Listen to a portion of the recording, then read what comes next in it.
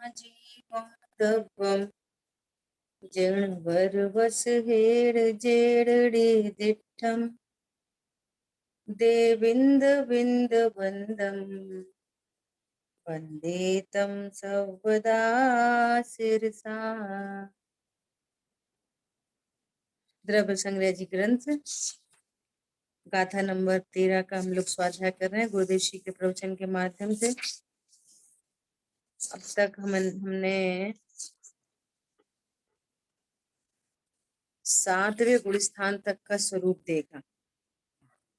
हाँ, 8वें तक भी चर्चा हो गई थी।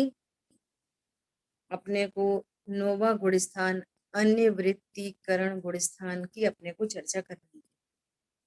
ठीक है, पेज नंबर है 127। 8वें की अपेक्षा अधिक एकाग्रता होने से 9वां गुण स्थान प्रकट होता है ना। अर्थात एकाग्रता से अशुद्धि और दूर हो जाती है। अब जो शेष अशुद्धि है वो 9वां गुण स्थान है। क्या बोला? एकाग्रता से अशुद्धि और दूर हो जाती है, तो अब जो शेष अशुद्धि रहती है उसका नाम 9वां गुण स्थान है ना। गुण स्थान अशुद्धि नापने का यंत्र है। देखे हुए, सुने हुए अथवा अनुभव किए हुए भोगों की वांछा रहित, संकल्प विकल्प रहित, स्वयं के शुद्ध परमात्म ध्यान में विशेष निश्चलता होने से 9वां गुण स्थान होता है। इस गुण स्थान में रहने वाले जीव पृथक पृथक वर्ण तथा संस्थान आदि वाले होने पर भी उनके परिणामों में समानता है। क्या कह रहे हैं? 9वें गुण स्थान में जितने भी जीव होंगे ना, उन सब के परिणामों में समानता होगी। बाहर में कैसा भी वर्ण हो, कैसा भी संस्थान। और ये वाली बात तो निश्चित है कि 9वां गुण स्थान किस गति के जीवों को होगा? बोलो। मनुष्य गति। मनुष्य गति के जीव।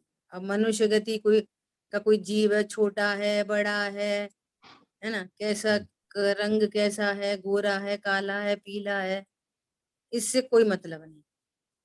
कैसा भी वर्ण, कैसा भी संस्थान वाला हो, परंतु 9वें गुण स्थान में जीवों के परिणाम समान होते हैं। गजब की बात है। कैसे? इसमें बहुत बड़ा सुंदर लॉजिक है। कैसे? अन्य गुण स्थानों में क्यों नहीं हो सकते हो, यहाँ पे कैसे हो रहे हैं? अब देखो, लास्ट क्लास में अपनी चर्चा हुई थी कि अब ये संजुलन के भेद बन रहे हैं, है ना। 6वें गुण स्थान में संजुलन का तीव्र उदय, 7वें में मंद उदय, 8वें में और मंद उदय। अब 9वें गुण स्थान की क्या स्थिति है? अब बहुत मंद है। 10वें गुण स्थान में तो सिर्फ सूक्ष्म लोभ रहना है सारे ही जीवों को। अंतरंग में वीतरागता समान, और बाहर में जो भी कोई 10वें गुण स्थान में आएगा तो सारे ही जीवों को क्या होएगा? सूक्ष्म लोभ होएगा बस। समझ में आ रही है? तो दीदी इस अपेक्षा से 9वें के आगे के सभी में ये लगेगा? सब में नहीं लगेगा, ये तो बात चल रही है। समानता नहीं लगेगी? सब में नहीं लगेगी। अच्छा। हाँ, यही बात चल रही है। तो सब में कहा जाता, अपन ऐसे भी देख सकते हैं ना। कैसे देख सकते हैं? कि मान लिया कोई 6वें 7वें गुण स्थान में देख लो, कोई मुनिराज को देख लो, सबके परिणाम एक जैसे होते हैं। नहीं, मैं कह रहा हूँ 9वें के ऊपर के, 9वें के हाँ, ऊपर 9वें सब के में। ऊपर, हाँ, समान बराबर। हाँ। 9वें के ऊपर के सबके समान। ठीक है। अब देखो 9वें गुण स्थान का क्या स्वरूप बनता है कि पहली बात तो ये कि ये जो श्रेणी आरोहण की चर्चा है, भले ही वो छपक श्रेणी हो कि उपशम श्रेणी हो। मुनि दशा ही द्रव्य से पुरुष वेदी होना चाहिए। मुनि दशा कौन अंगीकार कर सकता है? ये बहुत इंपॉर्टेंट बात है। द्रव्य से क्या होना चाहिए? पुरुष पुरुष। वेदी। हाँ जी। द्रव्य से महिला हो तो वो 5वें गुण स्थान तक जा सकती है ना? हम्म। और द्रव्य से पुरुष हो तो वो तो भगवान बन सकता है, अरहंत अवस्था तक जा सकते, हम्म। है ना? तो पुरुष हाँ, वेदी होना जरूरी है, नंबर 1। द्रव्य पुरुष, तो द्रव्य पुरुष क्यों बोल रहे हैं? भाव तो इसलिए बोल तीनों रहे हैं हो द्रव्य सकते हैं। पुरुष के, हाँ, भाव तीनों हो सकते हैं। हम्म। भाव से स्त्री वेदी हो सकता है, भाव से पुरुष वेदी हो सकता है, भाव से नपुंसक वेदी हो सकता है। गजब की बात है, परिणामों में नपुंसकता है, नपुंसक वेदी है, और परिणाम में स्त्री वेदी है, परिणाम में पुरुष वेदी है। ऐसा जीव भी भगवान बन सकता है, बोलो। लेकिन 9वें गुण स्थान में क्या स्थिति बन रही है कि 9वें गुण स्थान के पहले भाग में तो जैसा वेद जिसका होएगा वो रहेगा, लेकिन 9वें के अंत में जाके सारे ही वेद का अभाव हो जाएगा। हाँ जी। क्या बोला? वे इसलिए बोलते हैं ना कि वेद का अभाव 9वें गुण स्थान में जाके होता है। तो पुरुष वेद तो बाहर में द्रव्य द्रव्य से पुरुष वेद तो चल ही रहा था, अंतरंग में वेद कषाय का अभाव 9वें गुण स्थान में जाके होता है। अब कोई वेद नहीं रहेगा अंदर में, परिणामों में ना स्त्री वेद, ना पुरुष वेद, ना नपुंसक वेद। तो उनको क्या बोलते हैं? वे कौन हो गए? अपगत वेदी, सर्व वेद से के भाव से रहित। ठीक है, अब देखो स्यादवाद देखना, अभी स्यादवाद कि यदि ऐसा पूछा जाए कि कौन से वेद से मोक्ष होता है, तो बोलेंगे कि पुरुष वेद से मोक्ष होता है। हाँ जी। अच्छा, पुरुष वेद से मोक्ष होता है कि सर्व वेद के अभाव से मोक्ष होता है?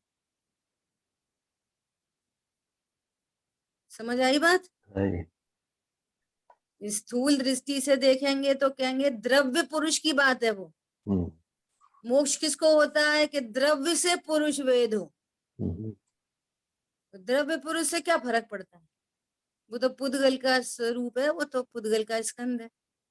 लेकिन अंतरंग में भी यदि पुरुष वेद हो तो नहीं होगा।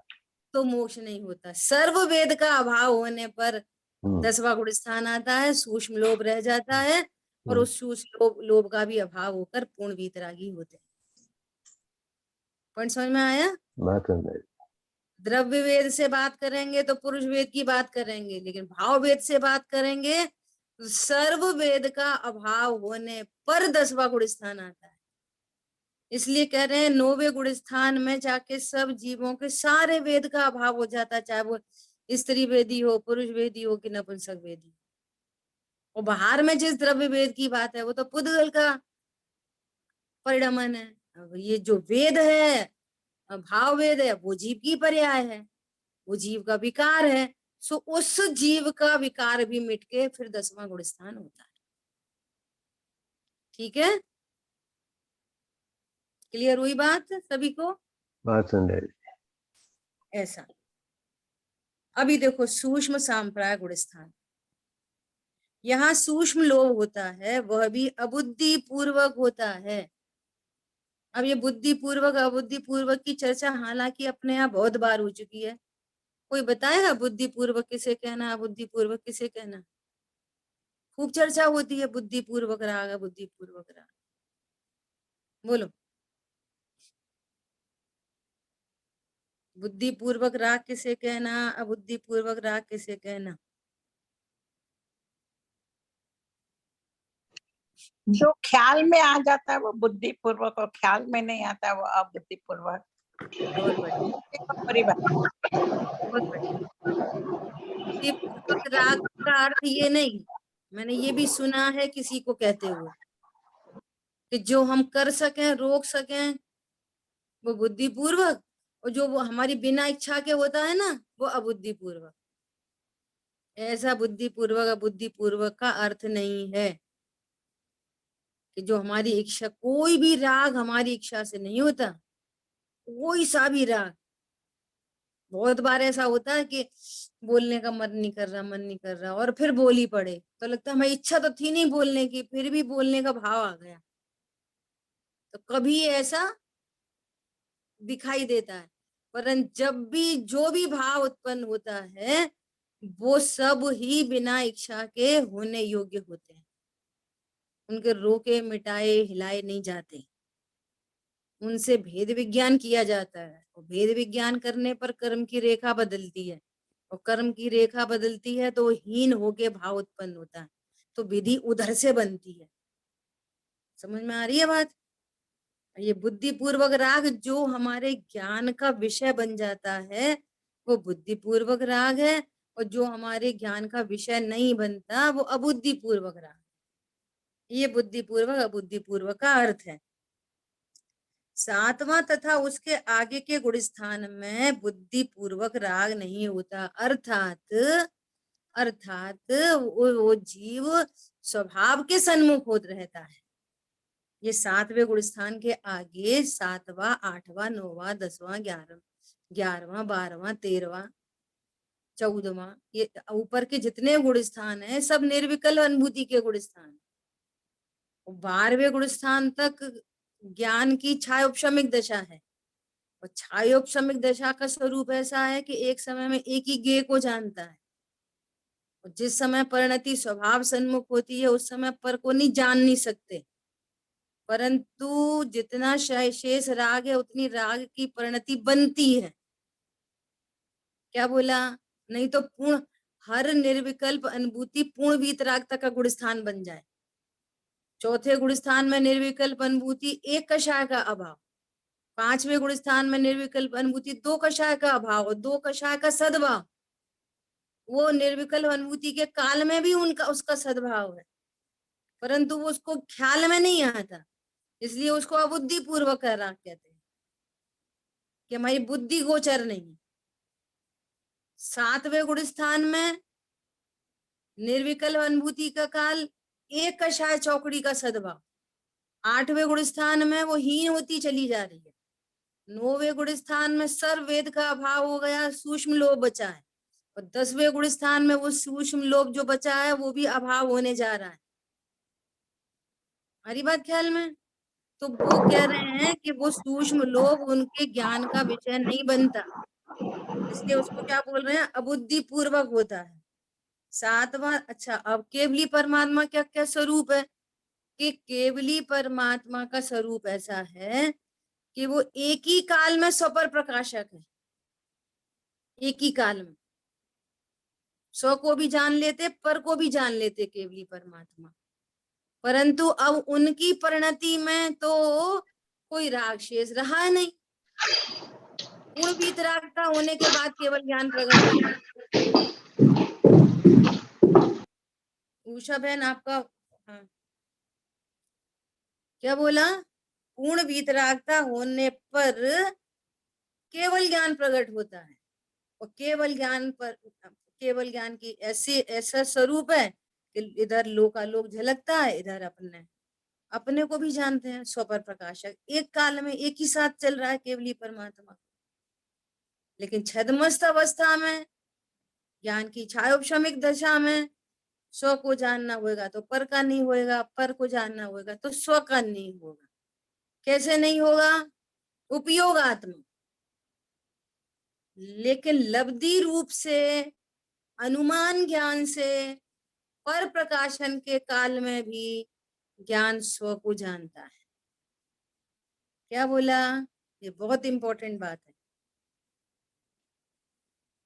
क्या कहा, बोलो कौन बोलेगा? हाँ, पर प्रकाशन के काल में भी स्व को स्व जानता का है। जानना छाया सम्यक दृष्टि जीव को क्या होता है? स्व का जानना लब्धि रूप से रहता है, अनुमान ज्ञान से रहता है, उपयोगात्मक नहीं जान सकते एक काल में दोनों। ठीक है, क्लियर है? कषाय अत्यंत सूक्ष्म हो गई है। दीदी दीदी वहाँ यह उपयोग जो बुद्धिपूर्वक की बात चलती है, तो वहाँ उपयोग की अपेक्षा से ले सकेंगे कि वहाँ उपयोग ही नहीं लगाते हैं उसको अबुद्धिपूर्वक बोलेंगे? नहीं नहीं, लगाने का मैटर नहीं है। देखो, लगाने में भी वही गलती है, उपयोग लगाने से नहीं लगता, ऐसा नहीं है हमें उधर उपयोग नहीं लगाना भाई, चलो चलो स्वभाव सन्मुख हो। वो तो क्रमबद्ध में ही कभी स्वसन्मुख होता है, कभी परसन्मुख होता है। उधर लगाते नहीं है, इधर लगाते हैं, ये चरणानियों का आगम का कथन है। समझ आ रही तो बात? जब भी हम बोलते हैं कि ख्याल में नहीं आता है, तो माने वो उनका ज्ञान का ज्ञेय नहीं बनता है? कैसे लेना है वो?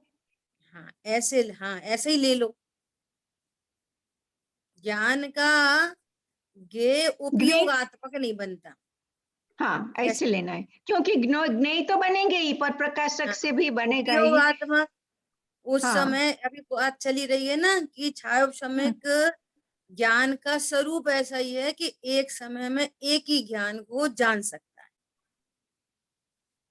बस अभी आप ऐसा समझो, बहुत सरल एग्जांपल एकदम से ख्याल में आएगा। हमारे कमरे में सामने दर्पण लगा है ना? दर्पण में कितनी चीजें झलक रही हैं? सभी ये सब कमरे झलक की रहा है। सब। चौकी, ये जिनवाणी, ये मोबाइल, ये चश्मा, अपन खुद, पीछे सोफा, पीछे बैक साइड, पूरा कुछ झलक रहा है उसमें, दर्पण में। लेकिन यदि अपन देखने जब जाएंगे उसमें, उपयोगात्मक देखेंगे, यदि आप अपना चेहरा देख रहे हो तो पीछे में कितनी सारी चीजें हो, कुछ नहीं दिख रहा। और आप किसी एक चीज को हाईलाइट करोगे, ये जो पीछे ये बनी हुई है, ये इसको देखने जाओगे कि कैसी डिजाइन है, तो आपको अपना चेहरा नहीं दिखाई देगा। वो है सब चीजें। हमारी बात समझ में? अब वही उपयोग स्वभाव से हटा और वहां पर राग विद्यमान है, तो राग में उपयोग चला जाएगा। लेकिन वो बुद्धि पूर्वक हटा सकते हैं। ये तो जैसे उपसर्ग आदि की चर्चा आती है ना, तब ऐसा बोलेंगे कि मुनिराज है ना, अपने उपयोग को अंदर ले जाए। अब गुरुदेव की शैली में बोले तो गुरुदेव की शैली क्या, वो तो वस्तु स्वरूप है कि उनको स्वभाव की सन्मुखता का काल, बाहर में शरीर की कैसी स्थिति बन रही है, परिणाम भी वहां पे मौजूद है, लेकिन स्वभाव की सन्मुखता का काल है, तो उपयोगात्मक स्वभाव का ही आश्रय है। क्यों? इसमें क्या दोष आएगा कि उपयोग पर से हटा के स्वभाव सन्मुख ले जाते हैं? इसमें क्या दोष आएगा कि यदि ले जा सकते हैं तो थोड़ा क्यों लेके गए, ज्यादा ही ले जाते, बाहर आए ही क्यों? रोक सकते हैं तो रोक लेते, फिर चौथे गुण स्थान में इतने काल तक क्यों रहना? उपयोग को स्वभाव सन्मुख ले आओ अपनी चॉइस से, फटाफट पांचवा, कर्ता फटाफट बुद्धि। छठवां, सातवां, फटाफट आठवां। तो उपयोग को अंदर ले ही जा सकते हैं तो फिर ले ही जाओ, फिर कर्ता बाहर बुद्धि आते ही आ गई। क्यों हो? पॉइंट समझ में आया? ज्ञान में बनने वाले गे भी अनादि अनंत फिक्स हैं। कब स्वगे बनेगा, कब परगे बनेगा, ये फिक्स है। स्वगे बनने के काल में, उससे जस्ट बिफोर की पर्याय में, सहज बने अनंतर पूर्व क्षणवती पर्यायों में ऐसा ही क्रम बनेगा कि वो स्वभाव की ऊर्ध्वता हो जाएगी। निमित्त ऐसे ही होते हैं, सहचारी अनुकूल निमित्त होते हैं, ऐसे ही निमित्त बनेंगे, उसको ऐसे ही भाव उत्पन्न होगा, सहज बने भाव उत्पन्न होगा, सामायिक के लिए बैठू, कर्ता बुद्धि कुछ नहीं। हाँ दीदी, तो ऐसे कर, बोलेंगे नहीं कि जब भी स्वभाव के तरफ उपयोग है, हम 10वें की बात करते हैं, स्वभाव तरफ उपयोग है, उसी टाइम जो सूक्ष्म लोभ हुआ वो उसके ज्ञान के ज्ञेय है, तो फिर वहां वो भी वो थवा योग्य हुआ है, तो फिर वहां उसको ख्याल में नहीं आना, तो ख्याल में नहीं आना उसका मतलब क्या होगा? अबुद्धि पूर्वक का राग है वो, उसका ही नहीं, अर्थ है। मैंने ख्याल में नहीं आना माने क्या, उनको ज्ञान नहीं हुआ कि हाँ, हुआ? ख्याल में, हाँ, उनको ज्ञान नहीं हुआ, अच्छा। क्योंकि सिद्धांत दिया जा रहा है ना बार बार। क्यों नहीं हुआ ख्याल में? क्योंकि छायोपशमिक ज्ञानियों के ज्ञान की ऐसी मर्यादा है, एक समय में एक ही चीज को जानते हैं, बस सिद्धांत है, कोई बात ही नहीं है इसमें बहुत ज्यादा कुछ परेशान होने की। ठीक है, कषाय अत्यंत सूक्ष्म हो गई है, इससे यहाँ परमात्म तत्व को भी सूक्ष्म ऐसा विशेषण देकर कहा है कि सूक्ष्म परमात्म तत्व के ध्यान से क्लिष्ट लोभ कषाय का नाश किया है, ऐसा 10वां गुण स्थान है। अब 10वें गुण स्थान में भी क्या कार्यक्रम बन रहा है कि अब तक यदि क्रोध कषाय उत्पन्न हुई तो क्रोध कषाय का बंद होएगा। कषाय उत्पन्न हो गई ना तो बंद होगा। मान कषाय उत्पन्न हुई तो मान का बंद हो। अब यहाँ लोभ कषाय उत्पन्न हुई तो लोभ कषाय का बंद, भले सूक्ष्म लोभ है तो सूक्ष्म लोभ तो है ना, तो बंद क्यों नहीं हुआ? तो यहाँ पर ऐसी स्थिति बन रही है कि यहाँ पर लोभ का उदय तो है और कषाय भी सूक्ष्म है, परंतु यहाँ बंध नहीं है। इसलिए 10वें गुण स्थान के अंत में सर्व राग से रहित होकर उपशम श्रेणी वाले को 11वां गुण स्थान प्रकट होता है और छपक श्रेणी वाले को 12वां गुण स्थान प्रकट होता है, क्योंकि जगन्य भाव बंध का कारण नहीं। यहाँ पे सूक्ष्म लोभ का उदय है, द्रव्य लोभ का है ना, द्रव्य कर्म का उदय भी है, और यहाँ पर सूक्ष्म परिणति भी बन रही है लोभ की, परंतु यहाँ पर नवीन बंध नहीं है। तो वो उदय में आके वो खिर जाता है, उसकी निर्जरा हो जाती है, और भाव भी अभाव को प्राप्त होता है और पूर्ण वीतरागता प्रकट हो जाती है। ये स्पेशल बात है इस गुण स्थान की। ठीक है, क्यों नहीं तो यदि ऐसा होता रहे तो फिर नवीन बंद हो जाएगा, फिर सूक्ष्म लोभ हो जाएगा, फिर बंद हो जाएगा, फिर लोभ हो जाएगा, फिर छुट्टी नहीं पड़ेगी। तो इसको क्या कहा है? अत्यंत सूक्ष्म लोभ है जो अब नवीन बंध में हेतु नहीं बनने से पूर्ण वीतरागता प्रकट होते हुए 11वां गुण स्थान या 12वां गुण स्थान प्रकट होता है। अभी देखो दीदी उपशांत यहाँ आपने जगन्य भाव बोला, वो वहाँ सूक्ष्म लोभ वाला जगन्य भाव बोलते हैं।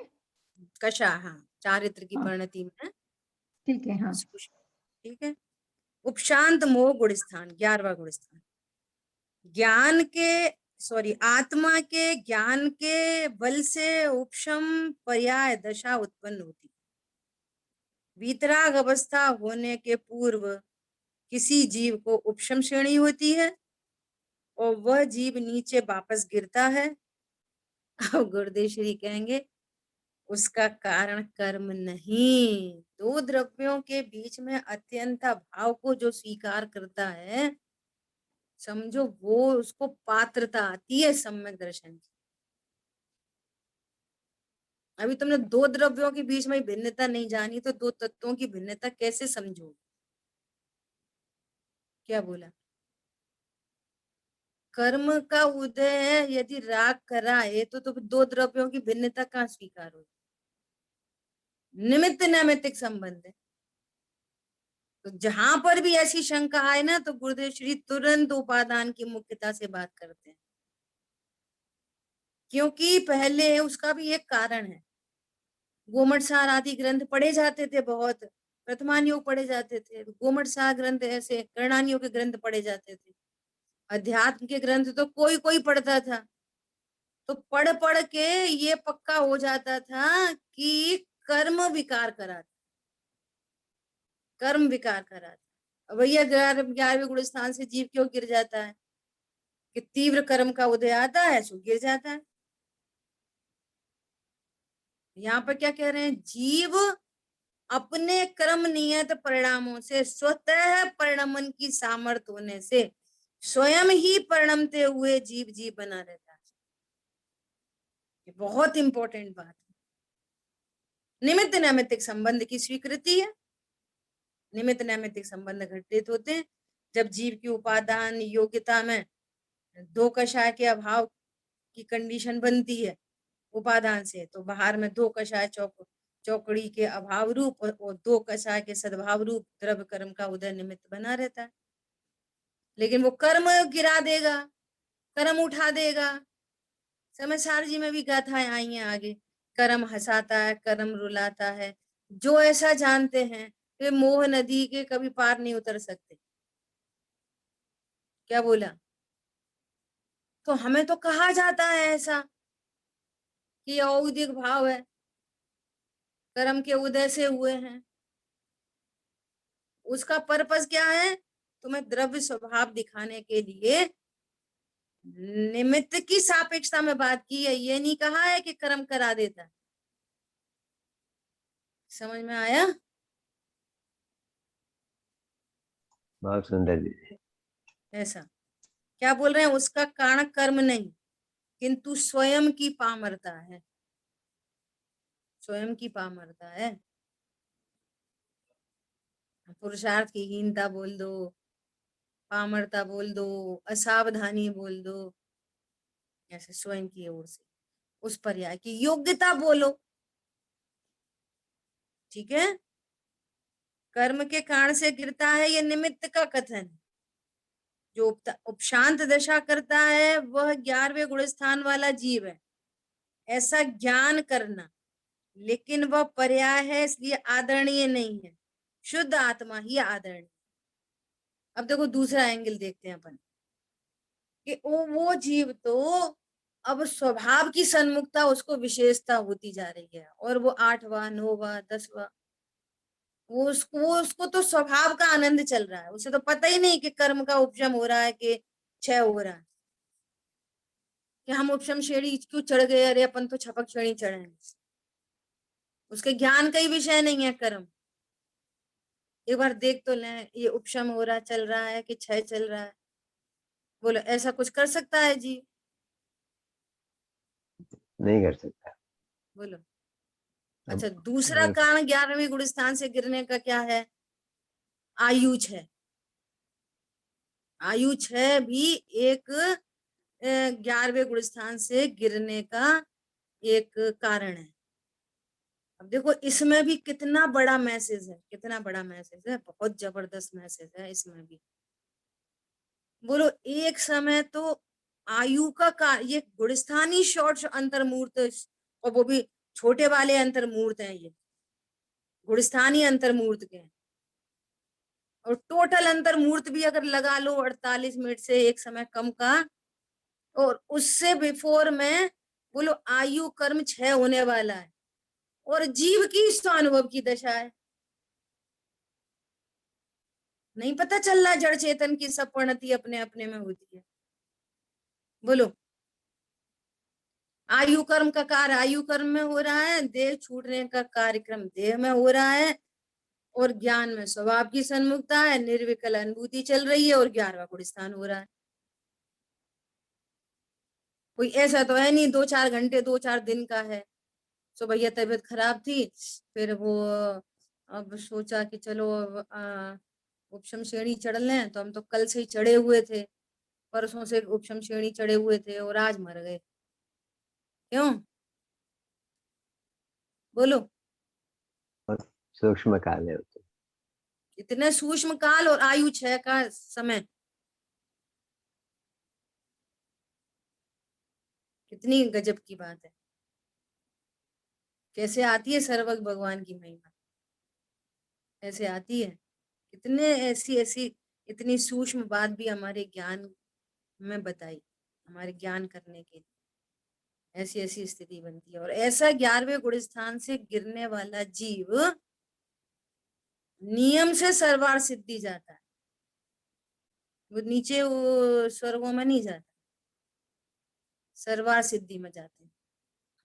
नकुल सहदेव मुनिराज थे, सर्वा सिद्धि के, वो तीनों चले गए मोक्ष, छपक श्रेणी आरोहण करके।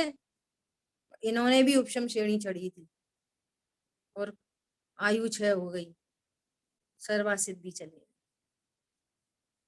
समझ में आई बात?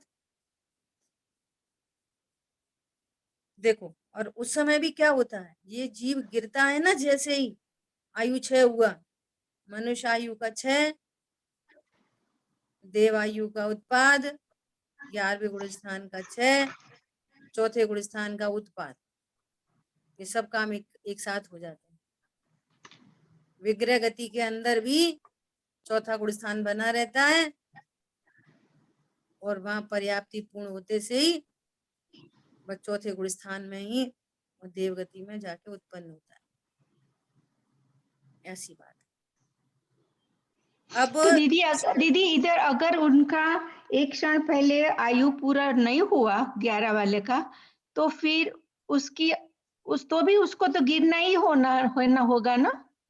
हाँ, ये बोला ना कि 11वें गुण स्थान से गिरने का एक कारण तो गुरुदेव श्री कह ही रहे हैं, स्वयं की पामरता और कर्म हाँ, का उदय अपनी निमित्त, और दूसरा बराबर। कारण आयु 6 भी होता है, ये कहा था मैंने।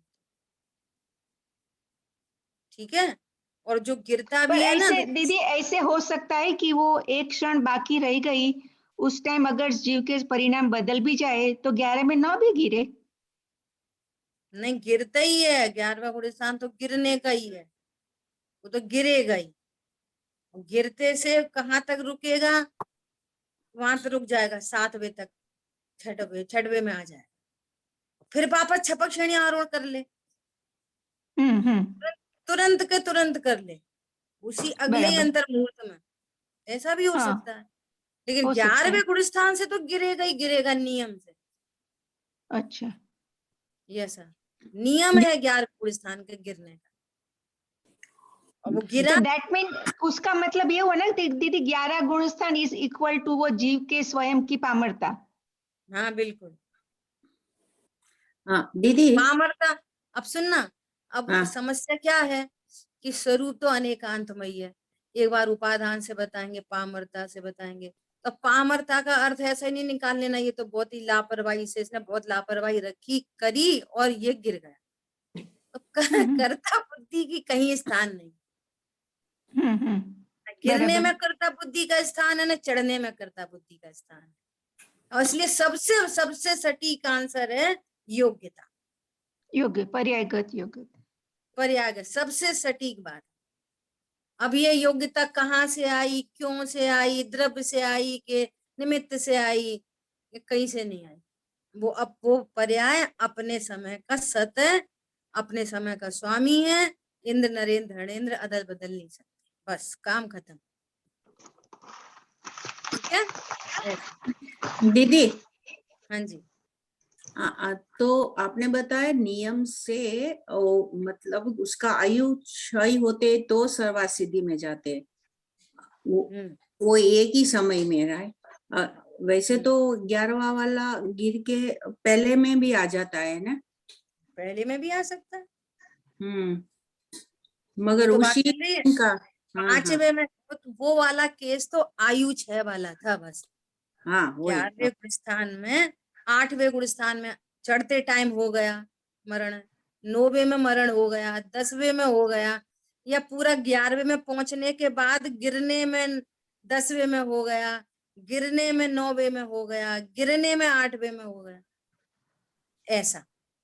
चाहे चढ़ते टाइम पे आयु 6 हो गई, चाहे गिरने के टाइम पे आयु 6 हो गई, तो आयु 6 वाला सर्वा सिद्धि चाहे।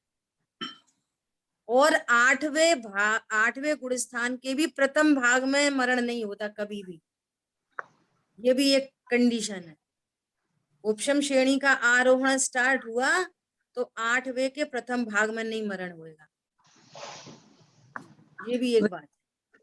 तीसरे में 9वें भी में 9वें में मर सकता है, 10वें में मरण हो सकता है, 11वें में हो सकता है, फिर वापस पूरा 11वें तक पहुंच गया, पूर्ण वीतरागता हो गई, और फिर गिरना चालू हुआ, तो गिरने के काल में 10वें में हो गया कि 9वें में हो गया कि 8वें में हो गया, किसी में भी हो सकता है। और मरण की कंडीशन वाला सर्वासिद्धि जाएगा, और जो बिना मरण के गिरा है तो वो गिर के सारी कंडीशंस बन सकती हैं कि वो गिर के अल्प समय के लिए 6वें 7वें गुण स्थान में रहे और वापस छपक श्रेणी आरोहण करके तुरंत के तुरंत अरंत पद को प्राप्त कर ले, अगले ही अंतर्मुहूर्त में अरंत पद को प्राप्त कर ले। ऐसा भी हो सकता है और ऐसा भी होता भी है बहुत जीवों के साथ।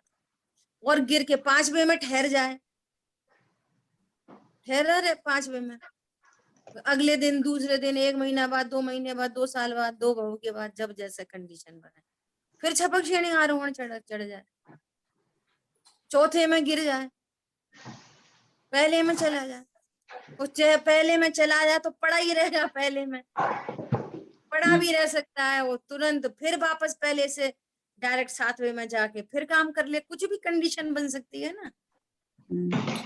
दीदी तीसरे में भी मरण नहीं होता है ना? हाँ, तीसरे गुण स्थान में मरण नहीं, तीसरे गुण स्थान वाले जीव को मरण नहीं होता।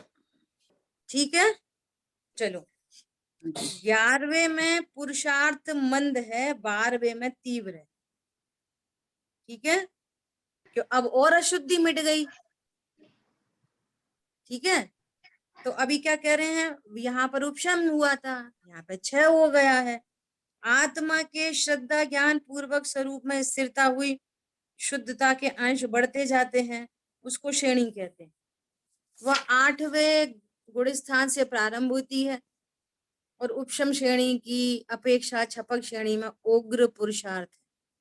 12वें गुण स्थान में शुद्ध आत्मा की भावना के बल पर कषाय नष्ट की है और वीतरागता प्रकट की है, और जब जीव ऐसा पुरुषार्थ करे तब कर्म नष्ट हुए बिना नहीं रहते।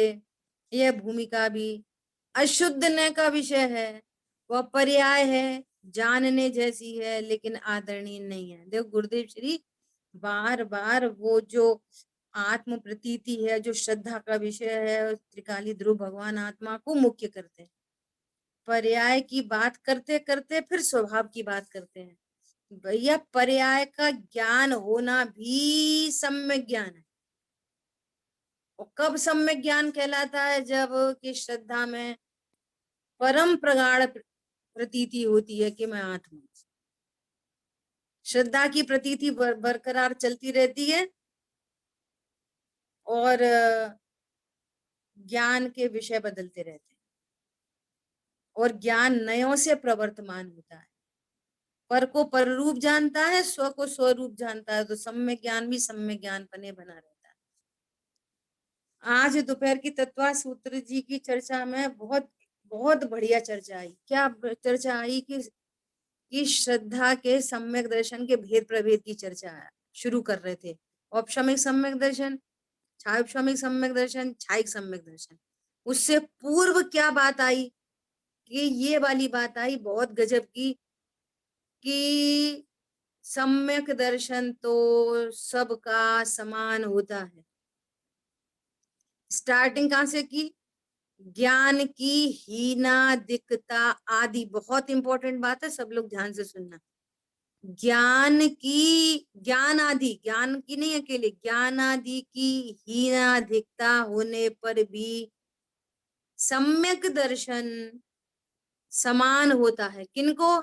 सिद्धों को, केवलियों को, त्रियंच गति के जीवों को, देव को, नारकी को, मनुष्य को, गरीब को, अमीर को, एनीबडी। क्या बोला? सिद्धों को, सिद्धों को और किसी मनुष्य को, और देव को, और नारकी को, त्रियंच को, आचार उपाध्याय साधु को। समझ में आ रही है? निश्चय सम्यक दर्शन क्या है? आत्म प्रतीति का नाम निश्चय सम्यक दर्शन। निश्चय मतलब यूनिवर्सल ट्रुथ, और उपचार मतलब क्षणिक सत्य, तो पर्टिकुलर अपेक्षा को लिए हुए क्षणिक सत्य, किसी अपेक्षाकृत बात की गई। तो सम्यक दर्शन क्या है? आत्म प्रतीति का नाम सम्यक दर्शन है। तो सबको एक जैसा, सबको एक समान है, ज्ञान की हीनता हो कि अधिकता, अकेले ज्ञान की हीनता अधिकता नहीं, चारित्र में भी हीनता हो अधिकता हो, सम्यक दर्शन सबका एक समान, चौथे गुण स्थान से लेके सिद्धों तक, किसी गति का जीव। सम्यक दर्शन मतलब मैं आत्मा हूं ऐसा विश्वास का नाम सम्यक दर्शन है। सो वो केवलियों को भी है और चौथे गुण स्थान वर्ती को भी है, औपशमिक सम्यक दृष्टि को भी है, छायोपशमिक सम्यक दृष्टि को भी, छायक सम्यक दृष्टि। और ये तीन भेद बन रहे हैं, कर्म सापेक्ष बन रहे हैं, इनमें सापेक्षता है। सो ये व्यवहार न का विषय है। निश्चय से तो सम्यक दर्शन एक ही प्रकार का होता है। विश्व में प्रत्येक वस्तु एक प्रकार की होती है, उसके कथन अनेक प्रकार के होते हैं। यथार्थ सो निश्चय, यूनिवर्सल ट्रुथ, और उपचार सो व्यवहार, जो क्षणिक सत्यता को बताता है। समझ में आया?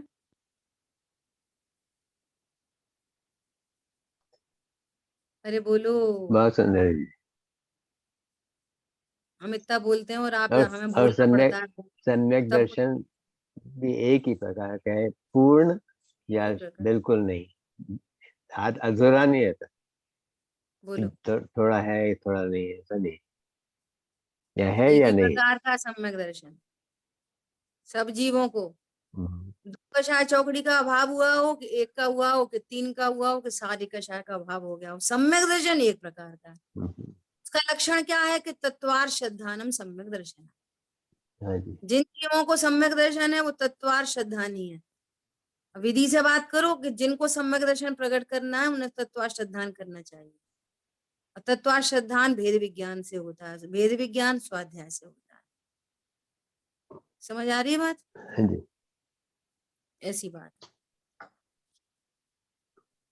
तो क्या बात चल रही है अभी? अपने 12वें गुण स्थान तक की चर्चा हुई। समय तो वैसे अपना पूर्ण हो ही गया है। हम्म, अब 13वें गुण स्थान की चर्चा अपन कल करेंगे। ठीक है। ठीक है, कोई प्रश्न है तो पूछ सकते हैं। दीदी दीदी ये तो आपने लिया, ये गुणस्थान की अपेक्षा से जो अपूर्वकरण और अनिवृत्तिकरण जो करण लब्धि के में होता है ना, वो थोड़ा ज्यादा समझना है दीदी, उसमें थोड़ा क्लियर नहीं रहता है, वो कभी समान है कभी समान नहीं है, वो थोड़ा आप नेक्स्ट टाइम लेंगे। देखो यहाँ पर तो सिर्फ इतनी सी बात है नहीं, समझने की। गुणस्थान का है तब गुणस्थान का पूरा करना, फिर बाद में लेना हो तो हाँ, तो वो 10 सब गुणस्थान बराबर ख्याल में आ जाएंगे। ठीक नहीं है, बोलने में बात की ही बात बोलती हूँ, अभी की बात नहीं बोलती हूँ, जब भी आपको मिले ना टाइम मौका कोई बात तभी नहीं। बोलना। मेरे को इन शॉर्ट क्या कहना है कि इन शॉर्ट इतनी बात है कि जो 5 लब्धि पूर्वक सबसे पहली बार किसी जीव को सम्यक दर्शन होता है, वो दर्शन मोहिनी के जो अनिवृत्तिकरण आदि सारे परिणाम होते हैं ना, वो उनकी बात है। अब यहाँ बराबर। जो गुण स्थान में अलग अलग कह रहे हैं, वहां पे कह रहे हैं कर्ण लब्धि में तीनों एक साथ होते हैं, एक के बाद एक के बाद एक, तो तीनों को कर्ण लब्धि में ले दिया वहां पर। लेकिन यहाँ पर उन एक एक को अलग अलग गुण स्थान नाम दे रहे हैं। तो ये चारित्र मोह की छपड़ा की बात चल रही है। इतना सा बराबर। फर्क है बस दोनों में, है ना? और कोई विशेष फर्क नहीं है। वहां पर दर्शन मोहिनी का कार्यक्रम चल रहा है, उसके अभाव की प्रक्रिया चल रही है। यहाँ चारित्र मोहिनी के अभाव की प्रक्रिया चल रही है। और ये वाली बात अपन ने पहले कह दी कि चारित्र मोहिनी कर्म एक प्रकार का होने पर भी उसके इतने फ्रैक्शन हो जाने से इतने गुण स्थान बन रहे हैं। तो ये बहुत सूक्ष्म चर्चाएं हैं, अपने को समझने के लिए इतने वाली बात पर्याप्त है कि यहाँ संजुलन संबंधी चारित्र मोहिनी कर्म के अभाव के लिए एक एक करण को एक एक गुण स्थान अलग अलग नाम दे दिया गया है। और वहां दर्शन मोहिनी के अभाव की चर्चा चल रही है, तो वो करण लब्धि में तीनों करण एक साथ से बोल दिए। इतना फर्क है बस अपन को समझने के लिए। और विशेष अपन कोशिश करेंगे, और करणानियों के विद्वान वो ज्यादा अच्छे से बता सकते हैं, फिर भी अपन कोशिश करें। ठीक है? हाँ, वहाँ अधः करण वो उसमें 3 में अलग अलग रहते हैं ना परिणाम, वो वाली बात चलती है। हाँ ठीक है। जिन वाणी के ज्ञान से सूझे लोकालोक, सोवाणी मस्तक नमो सदा देत हूँ जो। बोलिए द्वाशांग मई जिनवाणी माता की जय जय हो। जिनेन्द्र। जय हो। जय जिनेन्द्र। जय जिनेन्द्र प्रभु। जय जिनेन्द्र। जिनेन्द्र।